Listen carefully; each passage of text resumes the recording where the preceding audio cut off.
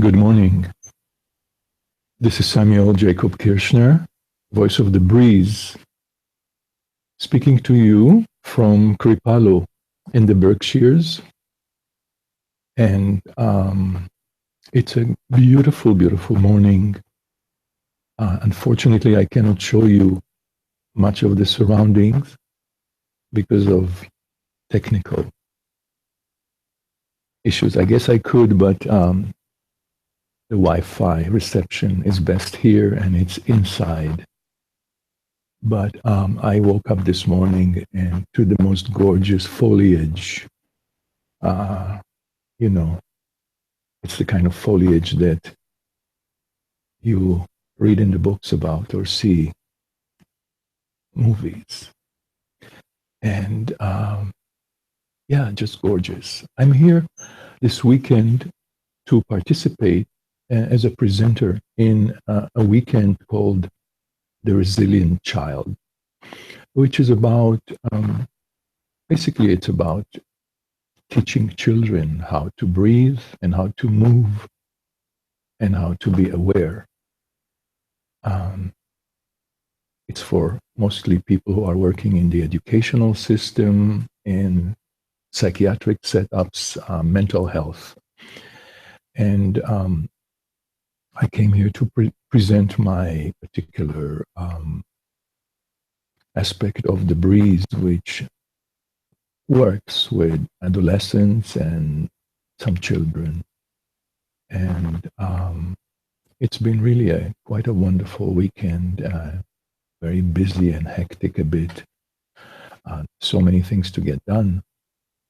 But always reminded that it's never too late or too early to take a conscious breath and to take care of yourself, whatever that means to you. And that, of course, expands with practice. The more we practice taking care of ourselves, particularly through breath awareness, through not just taking a breath, we take 20,000 breaths a day, but to take a conscious breath means to really be aware that you are breathing. And for me, it means to open my heart to the breath and to allow it, and sometimes invite it, and sometimes summon it to go to places in myself, in me, body, mind, heart, that are challenged. And that happens so often, at least in my life. I feel challenged. I would call it the startle effect. When life kind of goes in a certain way, goes your way.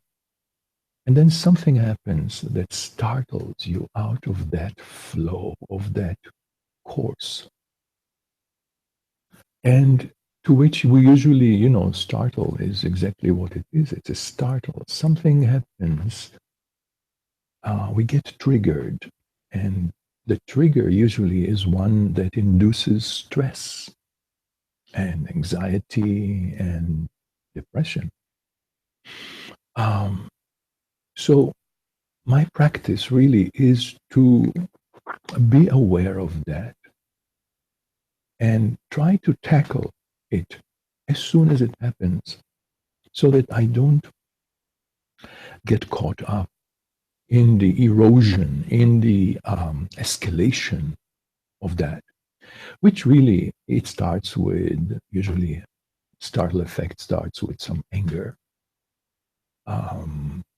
Why is this happening? And then it's blame. Whose fault is it?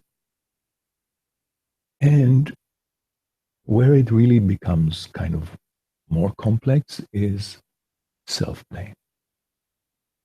Is that there is an element in which many of us have learned to take the blame for everything that's happening around us, especially when we were children. somehow everything ended up being your fault.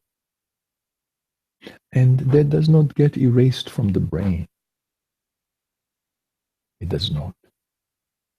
I think it's a major trauma. And what can happen, and what is happening in my life and in my years of practice, is that you can develop a relationship with it. You can develop an awareness of how similar it is, that startle effect, that let down effect, and start to breathe love into it. And that is really the bottom line of my practice, is to somehow engage the breath, the loving, the unconditionally loving breath, to engage it and to ask it to move, to go to that place in us. Sometimes it's physical, it's in the body. Sometimes it's emotional. Um, but nevertheless, the very reaching out to the breath, of being vulnerable and enough to ask for help, to be willing, not just to ask for it, but to really willing to receive help, because at some point we want to have compassion for that. And that goes sometimes a long way. It's not so simple to have compassion for something that you are struggling with. To have compassion is also to make space for it to be there, because part of the pain and the anguish is the struggle with it. So to get a little bit more specific, last night something happened. I did a presentation, and I was, my presentation includes music and dance and movement and breathing. And there were quite a bit of people, and I got high on the presentation. I mean, I was part of it. It was coming through me, and I felt wonderful. I felt light. I felt present. I felt free. And people were seeming to be also feeling that, and it was a very nice interaction. Good feeling. One of the best you can imagine. And then somebody in authority said something, sort of like critiquing, which is really absolutely okay. And the critiquing was happening for all the presenters, and then it was also happening, for me. I was critiqued about some things that, the way I presented, and it really was okay. But I got startled, and there is really nothing I could do about it. It was almost like, in some ways I am startled waiting to happen. I was startled, and then I felt let down. And the letdown was historically, like it's for me. First I felt let down by the person who critiqued me. I got a little self-righteous, My mind was aware of it, that my mind was wanting to prove him wrong and to defend myself. But I kept breathing love into the feeling, and I'm trying to really hone in on it. And the breath has such an amazing way of washing clear all the stains, whether it's mental or emotional. If you continue to breathe in this particular way that we are breathing, coherent breathing, certain slow rhythm and consistency, and you start to work with it a bit, you actually ask for the love of the breath to go to the places in you that are in need of support and healing. and empowerment. It happens. It happens. So this morning, actually, I got up.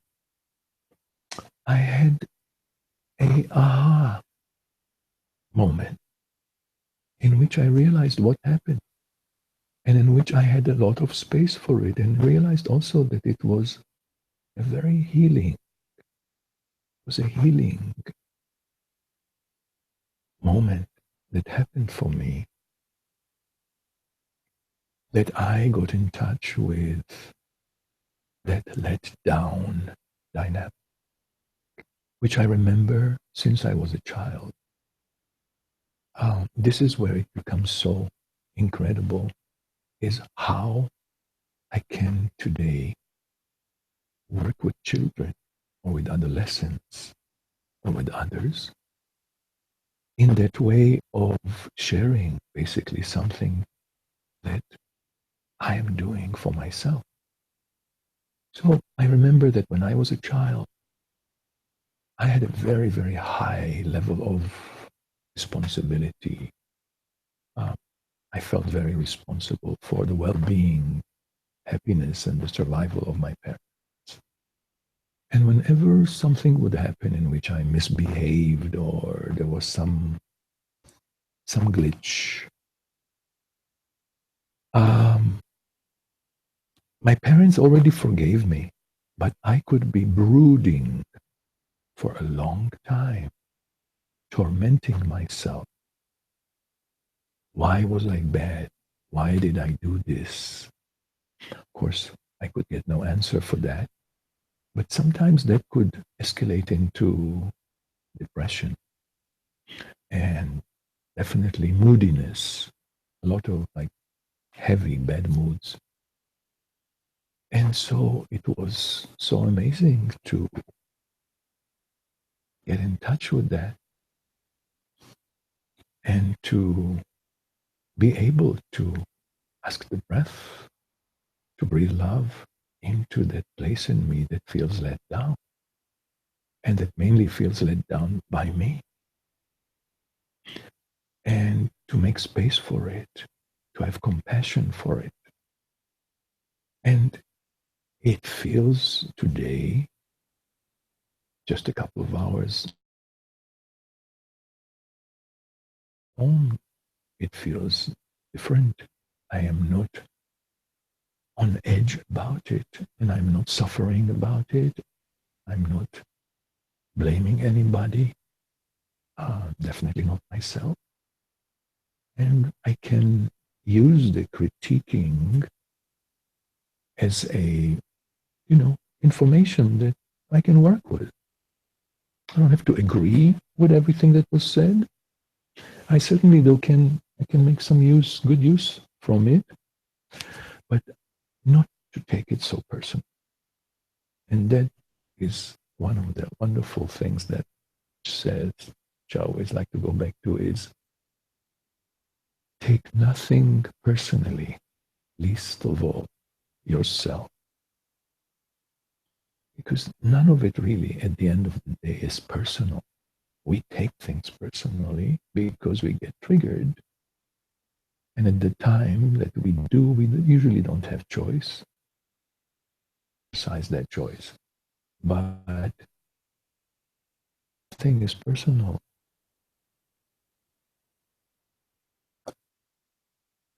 But it takes a skill to, yeah, it's nice to say, take nothing personally. But to work with it is another story. So this morning, I wanted to do a little meditation. I'm actually expecting perhaps Dr. Richard Brown to join me. I'd like to talk to him about that. Um, what I'd like to do is to do a little meditation using the 5 steps of the breathe, particularly the first step, the first part, to deal with the letdown, disappointment, how How can you use that for yourself in your life? So I'm going to play some. I'm going to play some music in the background, very soft music.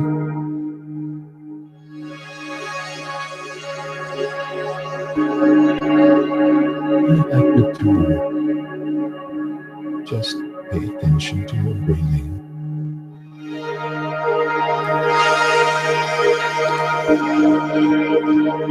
and try to slow down your breathing. Breathing in through the nose,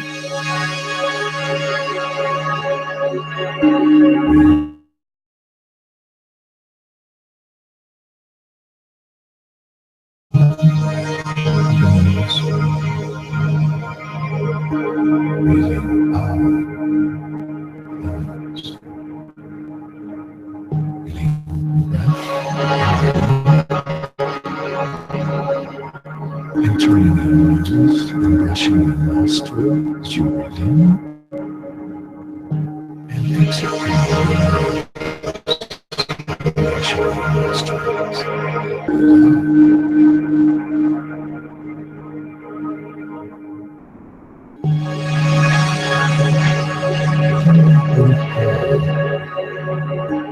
Recall a time in your life when you were very young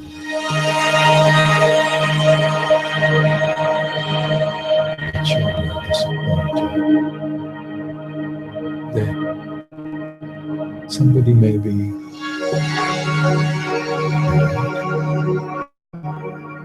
or a person in authority promised something and didn't fulfill it.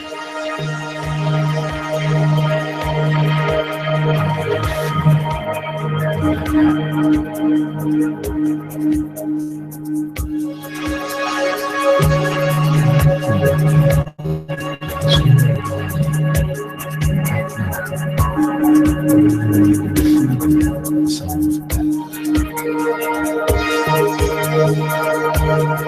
sense of disappointment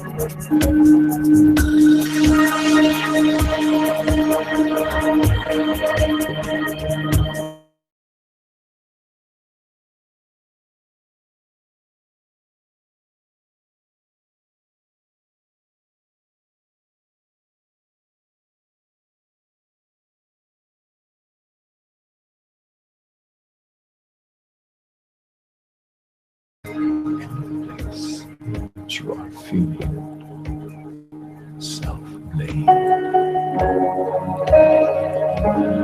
Let down yourself.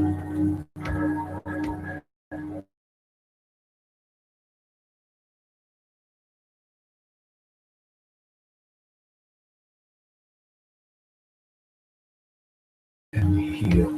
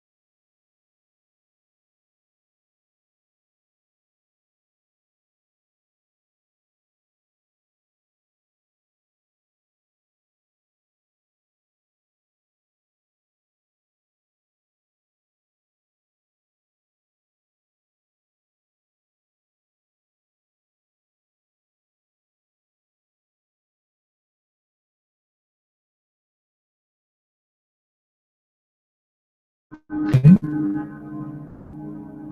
So it looks like we are back. Yes.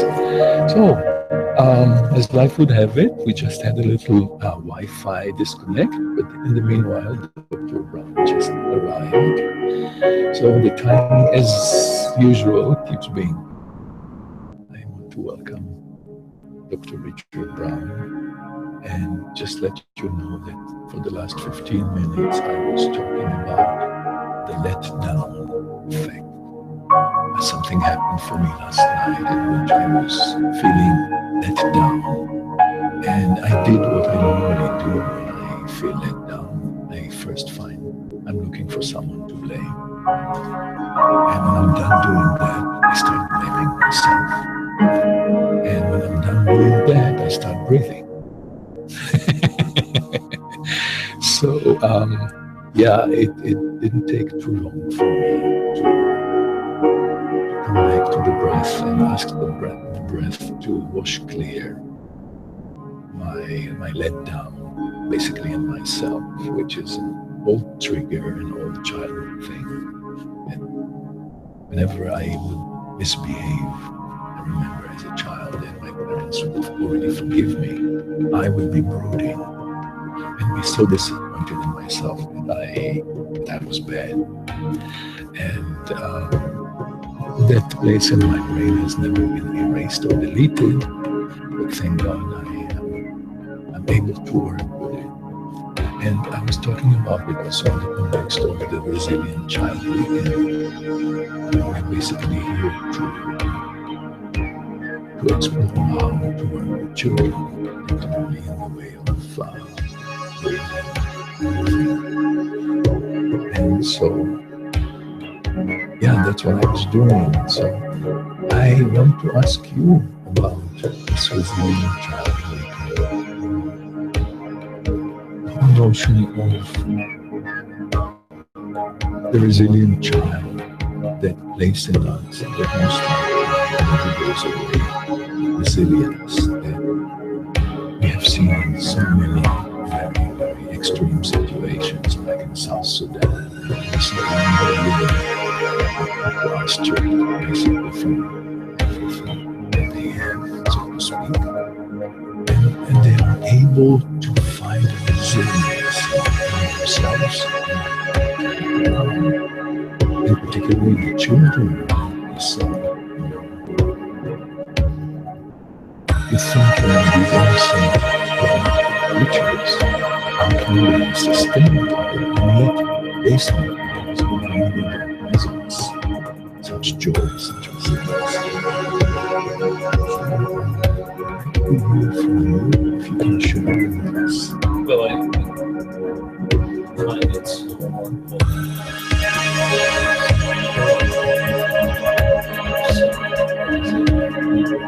It's so much more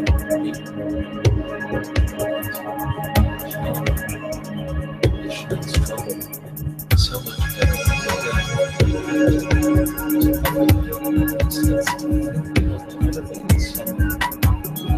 source of learning for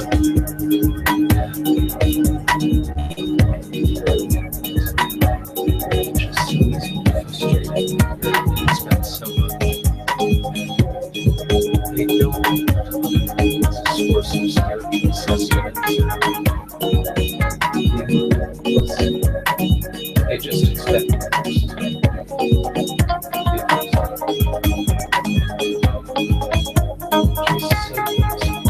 we're so blessed in this society.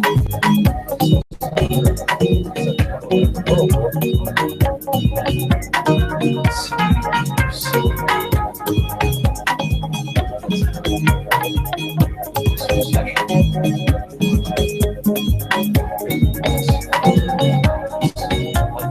much based on people. This has the learning tools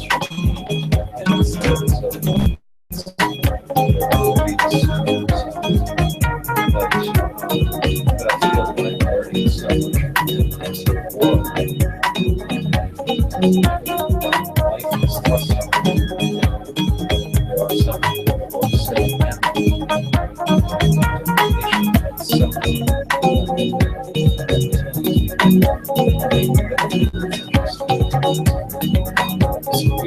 70 courses, just this issue of time is rapidly substantious, adolescent. And people, it's kind of like the weather. Let's talk about it.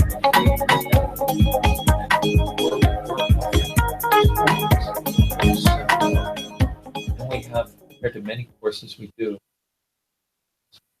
there are relatively few, and they're all very committed and interesting, and the young people they've worked with, and they want to use these tools to work with them. And it's just so astounding to me, the epidemic of really distressed children.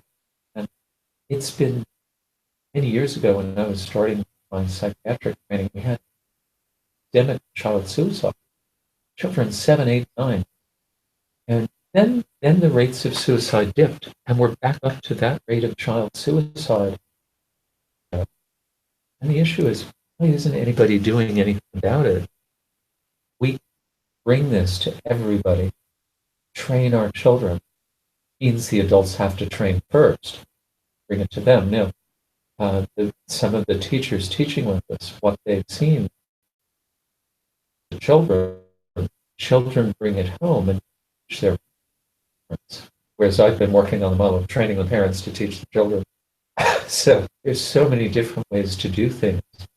And I just find it stunning. I'm still shocked that there's so little, like in the article about how, oh, it's the technology. Yes, I believe the children are overstimulated. But when you have the right abilities, tools to self-soothe, you realize, I think children need guidance from adults too. Their lives about it. The tech is neither good nor bad. It's how we use it. Our desires for everything. Mm-hmm. When I was a kid, we didn't pick any. And then it became, you had to have a picture of it. You didn't have to have like this whole industry around taking care of your teeth and making them look straight and white and all that stuff. And now, how addicting the electronic tools can be. And I feel it in myself as we do these things. Sure. It's hard to take a break from that craving after it. I didn't say something about the outer self. Since taking care of ourselves today is so about taking care of the outer self. Bodies and looking good, hair, makeup, all that stuff. But there is such a discrepancy between self-care, as in taking care of our inner self, of our inner lives. Well, the thing is, the desire pulls us to the outer world. There's something from outside of us will make us feel good or better. Sure. Always needing that. And I have a practice in Manhattan and a practice in a rural part of the Hudson Valley. Surgeries change their body. And they're so often not happy. Results and want to go for more. But the fact is what a world is the outer world. It's always changing to adapt to it. But you can't change the outer world very much. You can change it some. But the fact is, your attitude, your flexibility, responding to challenges from your world, there's this place inside yourself that's like a reference point or star that's unchanging. And in that place, there's a witness, there's a part of you that's always observing, not judging, not criticizing as they are. Generally, you don't listen to that part. You don't hear it. It's whispers in the beginning, and you have to practice hearing whispers. Then it gets So you can you're better. It takes practice. It takes inner work. In our society, people don't hear about the inner work nearly as often, but it's what makes the difference to the quality of your life. Can you please address one of the things we talk about very often, developing a personal breathing practice? What is it about a daily practice that makes the difference? And why is it that we need one? Well, so easy for our mind, fluctuations of our mind, pulled out, around by different desires, discomforts. If you don't to center yourself, will be out of balance. And each system in our body, it's your strength or mind's ability to solve problems, each have a rhythm. And they're generally not in synchrony. And the breathing brings all the systems of your body, all the parts of your mind, all the parts of your vital energy into synchrony. And when that happens, you're able to accomplish so much more. Other people who know me are doctors, especially, they wonder, how do I get so much done? And without that, so they much more are continues to develop all over time. But so, well, how do you find time for this? Well, you don't watch TV for a certain amount of time. You don't read the newspaper. You don't spend time surfing on the internet as much.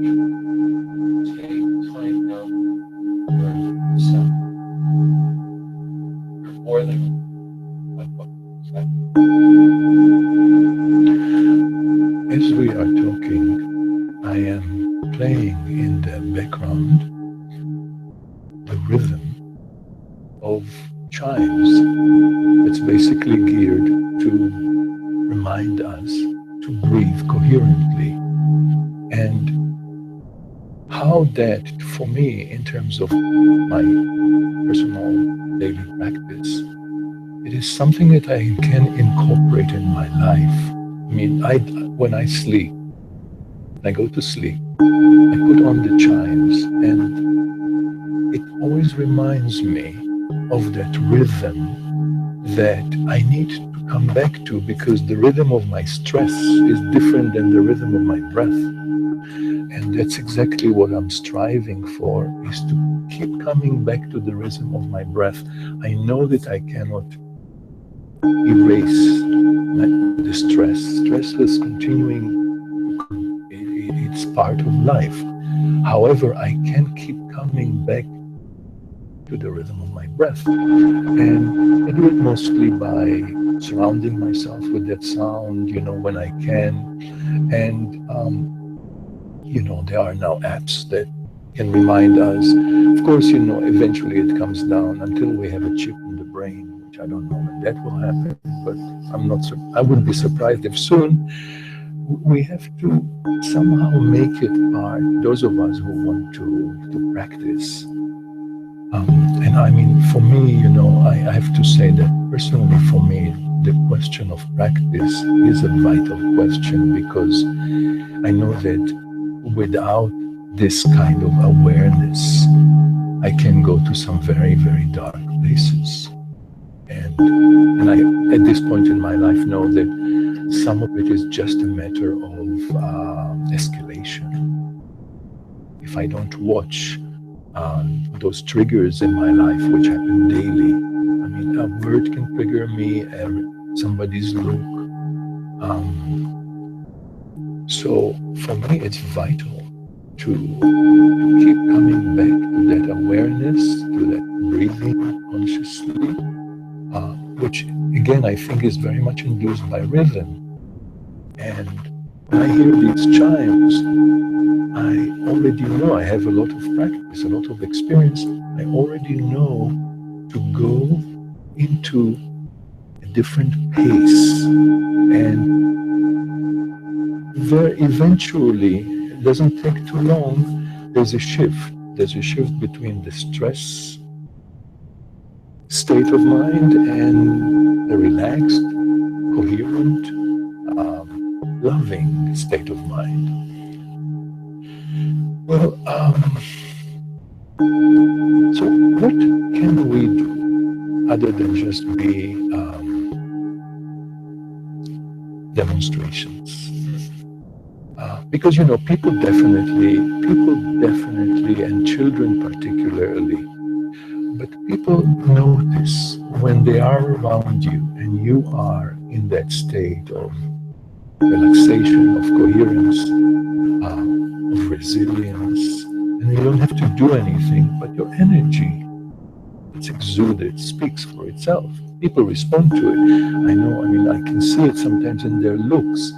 They don't have to say anything, but the way they look at me, I can see that they know how I'm feeling. I don't have to broadcast it. In that respect, that I don't think it's ever changed. That the best way to make change is to change yourself, to be the change you want to see, as Gandhi said, and to demonstrate it in your own life. Is there anything that you think that we can do to induce that, to help people develop a personal breathing practice? Well, I think you're doing it right now with your work with on radio, bringing people's awareness to this stuff. And so many young, especially young people, are searching, but not just young people are searching. And it's a matter of having the right tools. It's like we'll joke again, how to get to Carnegie Hall, practice. Yeah. And it's like, for me, having played a musical instrument, having done different sports, in playing a musical instrument, you have skills.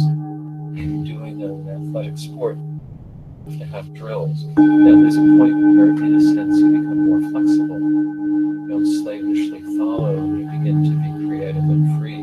Right. And that's an important stage, but there's years of work with kind of boring drills. And